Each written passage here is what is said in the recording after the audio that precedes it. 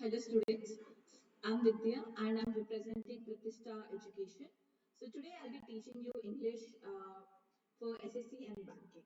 So today we'll be discussing with the topic punctuation marks and singular and plural rules. So when it comes to, let me start with punctuation marks. So punctuation marks are symbols that help us write clearly, organize sentences and express emotion. So these are symbols that we use in the sentence. Okay. So that will make us that will kind of give us a clear understanding of what is there in the sentence. Okay. So then there are a lot of punctuation marks. The first one that I'll be talking about is full stop. Full stop is this, as you can see, this is your full stop. So this is used in at the end of the sentences. For example, I love reading books. She's a doctor. As you can see, at the end of these sentences, you can see a full stop, right? And there's a small tip included. Use the full stop at the end of the sentence, but not in questions or exclamation. What is an exclamation? This is your exclamations, right? So this is used at the end of only the of a statement, where we should not supposed to use this in a questionary statements or in exclamations. And the next one we'll be talking about is comma. Comma is used to separate words, clauses, or ideas within a sentence. For example, if you can see the first example, I bought apples, comma, bananas, and oranges. And the next example, it's a clause, right? Two clauses are there. To separate those two, I'm using a comma. After the meeting, we went for lunch. So after the meeting, I have given a comma, and after that, I've just included another part of this sentence. And there's another one. He's a kind, intelligent person. As you can see, there are two punctuation marks used in that sentence. One is the comma and the full stop. Why are we using full stop? Because it's the end of complete sentence, and I'm using a full stop there. And next punctuation mark is your question mark. So question marks. So we use this at the end of a sentence that asks a question. So we use it at a questionary statement. Say, where do you live? Are you coming to the party? So as you can see, these two are questions. So that's why we have given a question mark at the end of the sentence. So there's a small tip. One is, do not use a question mark for indirect questions. Say, she asked me, where do I live? This is an indirect question, right? So there we should not supposed to put a question mark. But you have to put a full stop there. You should instead you have to put a full stop. If at all there's a question like this, where do I live? I If this is the question, then you have to give a question mark over here, not a full stop. Okay, should not supposed to give full stop, should give a question mark. But this is an indirect question, right? So there you should supposed to give a full stop, not a question mark. So she asked me, where do I live? So you have to, after that you have to give a question mark. Sorry, you have to give a full stop. So this is your question mark. Now, exclamation mark. Exclamation mark is used for, like, emotion, like showcasing your emotion, like surprise, excitement, or anger. Okay, so examples is, wow, that was amazing. So here I'm just showing how, here is showing the surprise kind of emotion. So that's why I've given a exclamation mark. That was amazing. Help here. It's a kind of in a situation where there's someone needs help, and it's not any sort of surprise element. It's a kind of you know helpless situation. So that's why I've given an exclamation mark. And I can't believe it. Sometimes we just say, I can't really believe it that happened. So it's a kind of excitement, or sometimes we use it in an anger form or in a surprise element also. So that's why I'm giving a question mark. So, but one thing is, we should not supposed to use that many exclamation marks in a formal writing. Formal writing in the sense when you're writing to some higher authorities or anyone from your college, or not just, it's not informal, it's a formal. In a formal writing, you're not supposed to use that many exclamation marks. Then it will sound very casual, that you're not supposed to be talking to your higher authorities like that. So next one is the fifth one is apostrophe. So apostrophe is like this, yes. So shows possession or ownership. Say Rahul's book is on the table. Whose book is on the table? Rahul's. So we are giving apostrophe S because it's Rahul's. He is owning the book which is on the table. The dog's tail is wagging. Dog's tail is wagging. Who's with tail? Dogs. So we are giving apostrophes. Sometimes to just showcase the abbreviation, we just use an apostrophes like can't. Can't. This full form is can't. Full form is cannot. Okay. And it is. This short form is it's.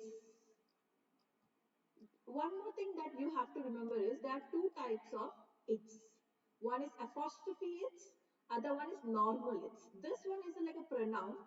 Sorry, this is a pronoun. It's a possessive pronoun. Okay, it belongs to someone. So you're not supposed to place a apostrophe over here, but it is this. It is. Because the full form of this one is it's, but for this it's normal it's. So I hope you understand. I hope you understood between it's and it is, right? So again, I'll just give you a clear cut information.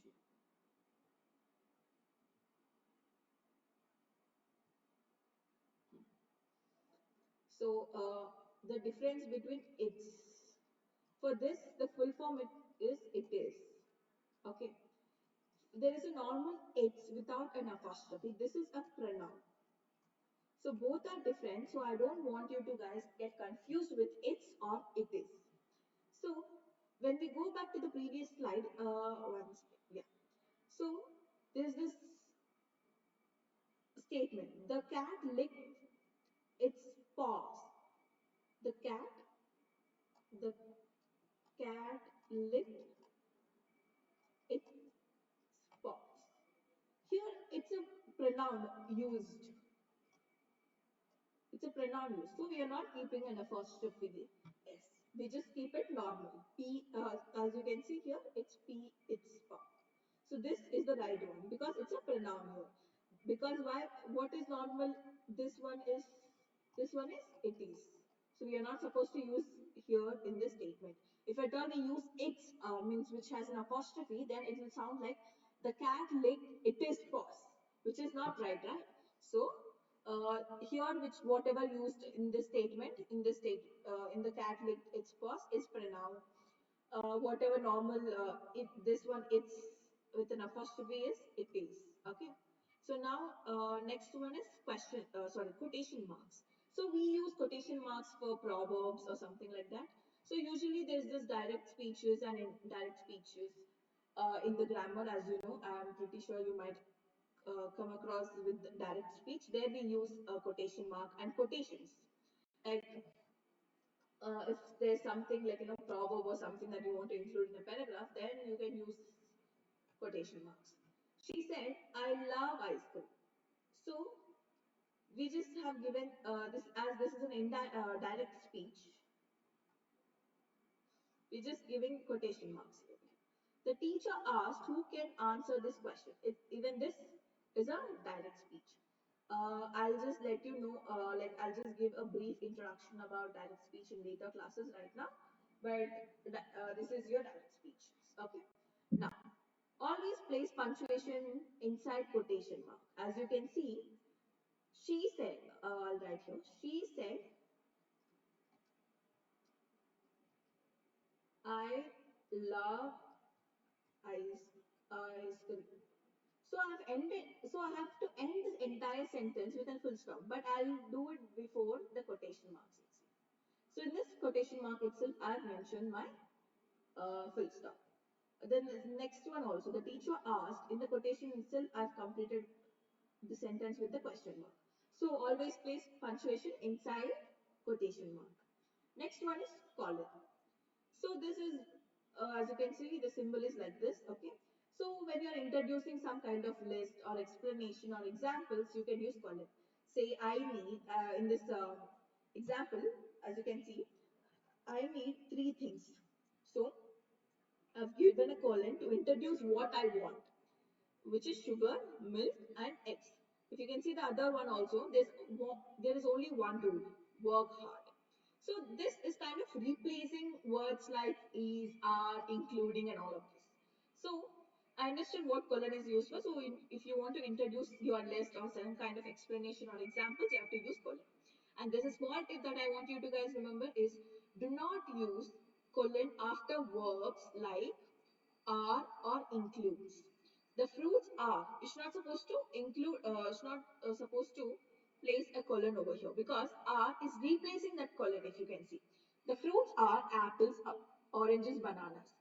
Okay. So if at all, if they, so we're not supposed to use colon there. The fruits are apples, oranges, and bananas. I there are a lot of things includes in that bag. So which is and sorry. Huh. So this wrong and correct. Okay. The fruits are colon. There's a colon given, and again as oranges, bananas. This is supposed to be wrong. Why? Because R is kind of sorry. R is kind of replacing this one, so you don't need to use this one. Okay. So you have to use here. I need three things: sugar, milk, eggs.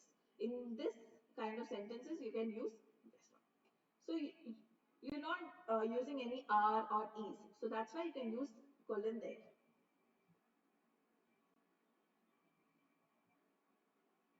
Next one is semicolon. So semicolon is this one. Okay. So this is used to connect two related sentences without using a conjunction. Like and but. She was tired, but still she completed her work or but she completed her work. So instead of using but here, I used a semicolon. I like coffee, and there's a semicolon again. My friend prefers tea. See, this if I can also include a conjunction. I like coffee, but my friend prefers tea. Now there's a tip. If a sentence works fine with and instead of semicolon, you can use a semicolon. So there are sentences where we don't need to put and also we just can use semicolon.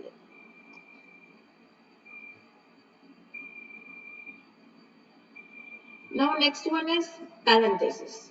So the parenthesis is the brackets. So it's not supposed to say brackets in English. It's supposed to say parenthesis. So where do we use it? Is when you want to add some extra information or clarity to the sentence, you can use the parenthesis. For example, my friend who lives in Delhi is visiting tomorrow. So it's not that important. You just like an extra information that you are giving about your friend. So that's why you can put this who lives in Delhi in a bracket. She bought a dress, blue and white, from the mall. So blue and white is kind of extra information that you're giving to a person. So you can just keep it in a parenthesis. If you can remove the if you remove the parenthesis part, the sentence should still make sense. So when I remove this parenthesis part in the first sentence, my friend who lives in Delhi is visiting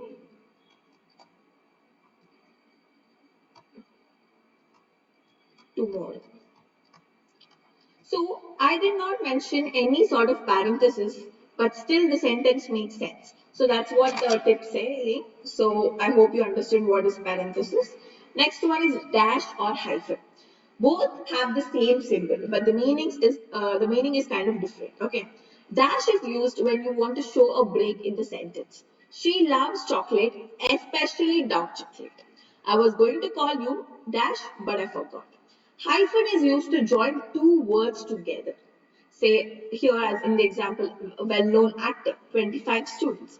So I'm using two words are there and I'm just using a hyphen in these two words. 25. Here a dash I use it is in a sentence. Here hyphen is used in a two words. So tip a dash is longer than a hyphen, even though they look similar, but dash should be longer than hyphen.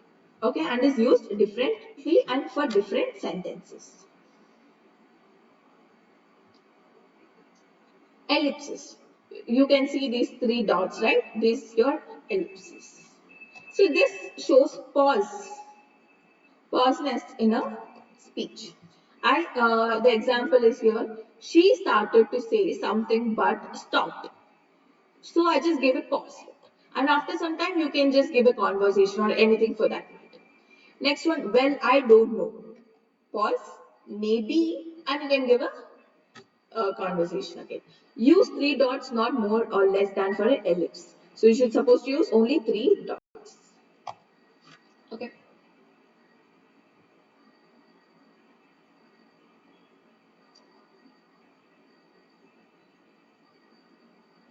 Now we are using brackets. Brackets and parentheses are all of same meaning. So used quotes for additional information. Even we were using parentheses for this kind of meaning itself. She, the manager, will join us soon. The report started. The experiment report stated the experiment was successful with some minor errors. So these are all additional information that you can put inside a bracket. The brackets are rarely used in daily writing. Next one is slash. So slash is used for alternatives like or. Okay. So please bring your identity card and or passport. 3/4. You can also use in fractions. 3/4 of the class was present. So we should not supposed to use slash in a formal writing. Instead, use or. Okay. Something like this you can use in a formal writing because you should not supposed to use slash in formal writing. So this is all your punctuation marks, guys. So hope you understood the punctuation marks. And we are going to the next topic, which is singular and plural rules. So singular rules, matlab singular thing means which has one. Singular is one. Plural means many. So there are few rules to be followed when you're writing plural words. So I'll be explaining all those rules. Just let's go. The first rule is most nouns add s to the to form the plural. So here singular and plural. Okay, as these are your examples: book, books, pen, pens, dog, dogs, car, cars, house, houses. For all the singular, all the plural words, s is added at the end. S added at the end. Okay, so this is kind of most common plural form. Okay, next one is plural ending with es. So if nouns ends with s, ss, sh, ch, x, or o, add es at the end to make it plural. So say bus. What? Sorry.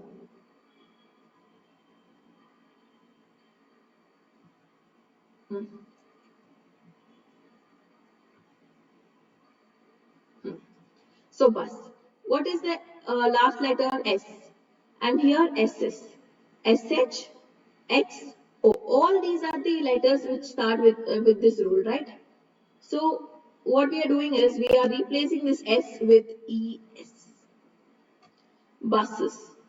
We are not replacing, we are just adding ES at the end, okay? Buses, classes, brushes, boxes, and tomatoes. Some words ending with O just take S also. So there are few words which ends with O, but here I told you to use ES, right? But for few words you can use S. You should supposed to use S, okay? Like see the pianos, photo, photo is singular. Plural will be photos. We are not using photos, right? This will be wrong. This will be correct, okay? So this is one thing that you should check. Next one, plurals of sounds ending in Y. So if a noun ends in a consonant Y, change Y to I and add ES. If a noun ends in a vowel plus Y, just add S. So you know what is a consonant and a vowel, right? Vowels are the one which ends with A, E, I, O, U. Okay. So first one, if you see baby, babies. This is a consonant, right? So we have Y here. So I'll just replace the Y to I and add ES. City, cities, country, countries. Here I just replaced Y with I and added ES. Key, keys. Y, E is there. E is an vowel. So that's why I just added S. Monkey, monkeys. If Y follows a vowel A, I, O, U, I just add S. Toys, days, all of this, you can just add S at the end. Okay, next one. Plurals of nouns finding in F or FE. Some nouns end in F or FE. So that we can change F to V and add ES. Sorry.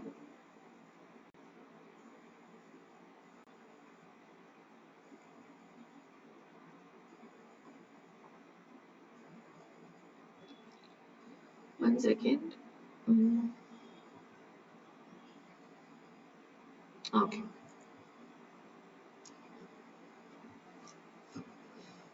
So F will be changed to V and ES will be added. Okay.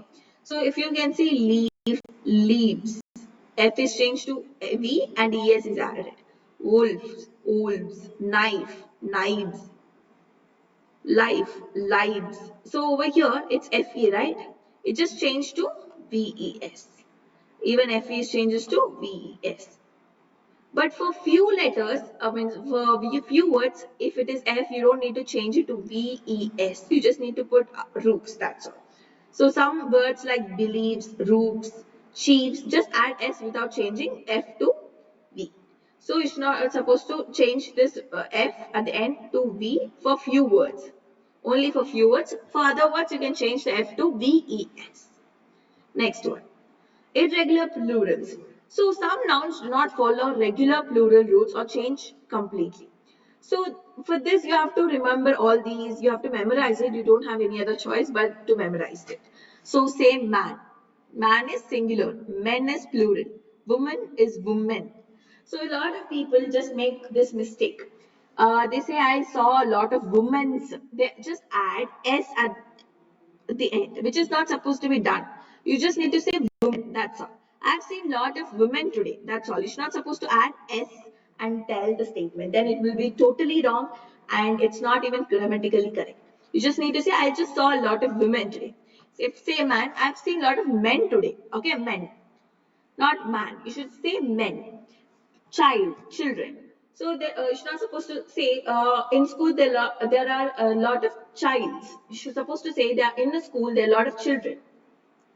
Tooth, teeth, foot, feet, mouse, mice, goose, geese, person, and people. So this you have to memorize, guys. There's no regular pattern for this, so that we can do some kind, so that I can give a cheat code. You just need to memorize these and you have to use in your day-to-day statements. Next one is plurals of noun that stay the same. Some nouns have singular and plural form. It is the same for both singular and plural forms. Say sheep, deer, fish, series, egg, crabs.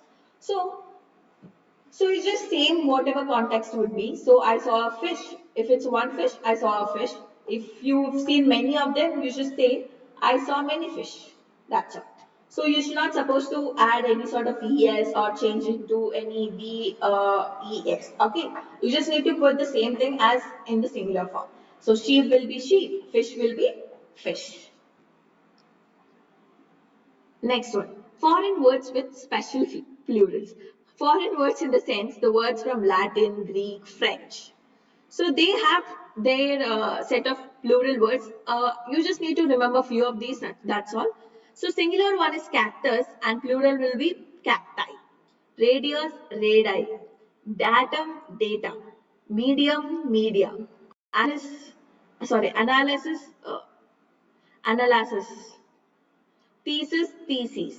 So, so these are the words that you have to remember also. So these words, you should not, usually we don't use that much in our day-to-day life conversations. Mostly it is used for your educational purposes, okay, in your science textbook somewhere. So this is what you have to remember. Just remember few of these words. Now plural of compound nouns. Compound nouns is where you have two words in a single word. Okay. So you have to add s at the end. That's it. And if there's any hyphen or space in between two words, then you have to change the main noun to s. Say we have toothbrush, but you don't have a hyphen between the toothbrush, right? So you just write toothbrushes, es. Okay, mother-in-law. There in this word you can see hyphens added, right? So mother is your main noun. So that you will be changed to mothers-in-law. Mothers-in-law. Passerby. Passers-by. Editor-in-chief. Editors-in-chief. I've changed the main noun. You have to change the main noun. Okay. And now only the main noun changes in hyphenated words. The main noun will be changed. So the last one is plurals of numbers, letters, and symbols. So add s to letters to and numbers to avoid confusion, but you should add an apostrophe s, not normal s. An apostrophe s. See, I got 3 A's in my exam. I was born in 1990s. Mind your P's and Q's. It's an idiom, okay? Uh, Tip: use apostrophes s only when necessary for clarity. So you can use in like just when you want to give a clarity to a sentence, then you can use apostrophe s. I'm a 1990s kids. I'm a 90s kid. So like this you can use I got 3 A's in my exam. For all of these examples, you can use apostrophe s. So this is how I'm going to conclude. So I'll conclude this once again, just giving you the summary. So today we have completed punctuation marks and plurals. Um, so there are literally 15 of your punctuation marks, very easy ones. So you don't need to worry about it. Just you have to go through books, read lots of information, articles. So you would understand how these are used in your day-to-day life. Okay. So just go and expose yourself to lots of books and information, and you'll understand how the sentence is being formed and how the words are being used. So thank you for being so patient with me. See you in the next class. Thank you.